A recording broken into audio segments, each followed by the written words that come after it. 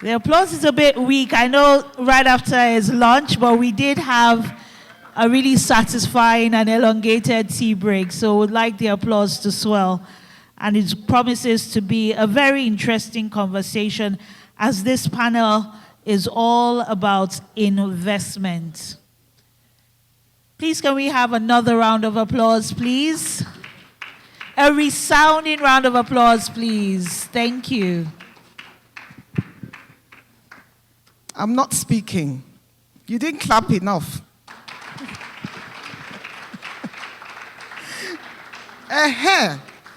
Now I will speak. So like she said, my name is Boma, Alabi. My friends in London say I have a permanent alibi. She said ON, Officer of the Order of the Niger. She said SAN, Senior Advocate of Nigeria. I say AKA, Owner of Nigeria, ON.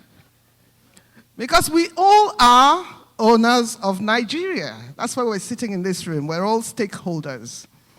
If Nigeria progresses, it's to our benefit. If it doesn't progress, it's to our, I say no more.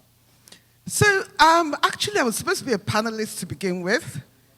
I found out last night that I'm doing a presentation today. And so I'm coming from my place of experience. I can only share what I know, right? And my experience has been as a practitioner looking at the entry point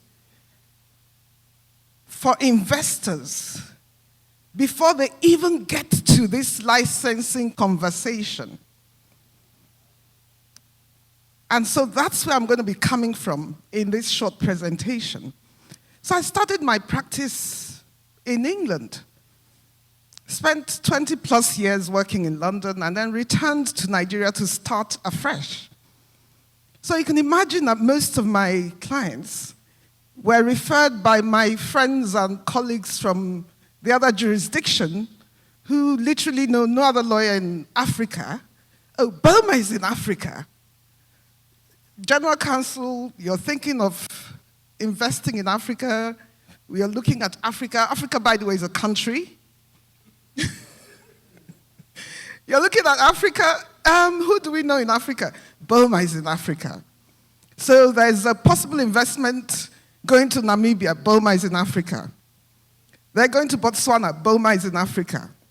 They're possibly coming to Nigeria. Boma is in Africa. So I have a view of these funds that are looking to come to Africa into this sector and how they first begin. And it starts in the boardroom. The information that is received in that boardroom decides whether they come to the licensing stage, right? And then engage with all these regulators and so on. And that's where I come in, because I'm a transactions advisor. And my colleagues, the general counsel in-house who's advising the investor, prospective investor, is also doing the same thing. So the first thing we do is profile the entire transaction from a risk management perspective. Entry, and then onwards to exit. Because remember, when I'm investing, I'm also looking to take my money out at some point. It's not going to be forever. And that's where we begin to look at some of the challenges. Because I've seen pots and pots of money that should come. And then it doesn't happen. And as an owner of Nigeria, it breaks my heart. And so that's what I'm going to share with you. What are those deal breakers that they look at and say, no, we're not coming?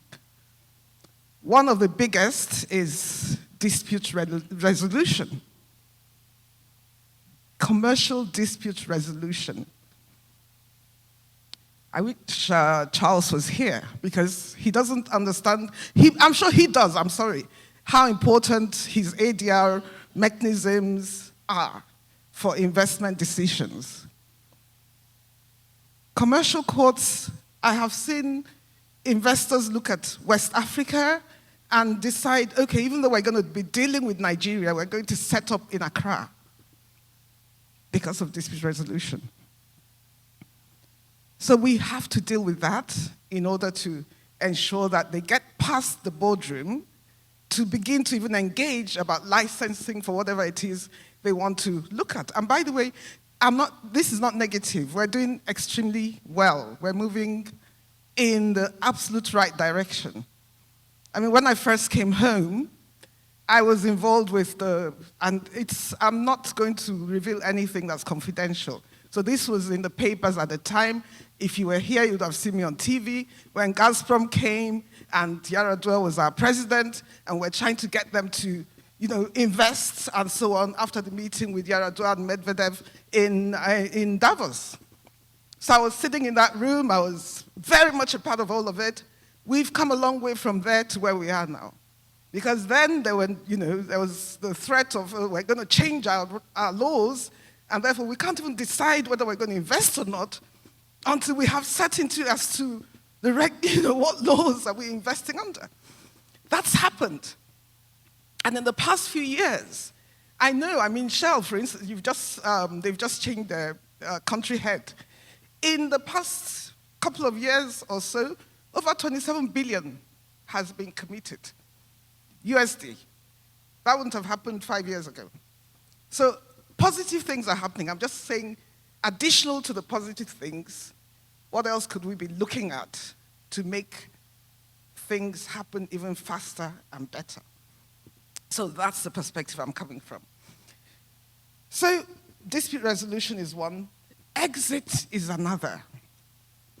I've had to give opinions, and by the way, I was part of, in a small sense, the local content, because I'm from the Niger Delta. So you can imagine why that was of interest to me. And I know for certain that the act did not intend to restrict the ability of investors to divest, whether locally or internationally, and move on with their funds and whatever they've made out of it. But the narrow interpretation of how that has been drafted, and it's just one small clause somewhere there, is that you cannot divest to non-Nigerians. And that's a challenge. Because if you're going to narrow my ability to sell and move on when I want to exit, and I don't see the pool of possible investors, buyers who will take this on from me when I leave, I'm not about to bring my money into this jurisdiction. I'm going to go to Angola. And that's happening. So I'm also very obedient. I keep to time. They said 10 minutes, I've got 35 seconds. So I'll stop here. Thank you very much for listening.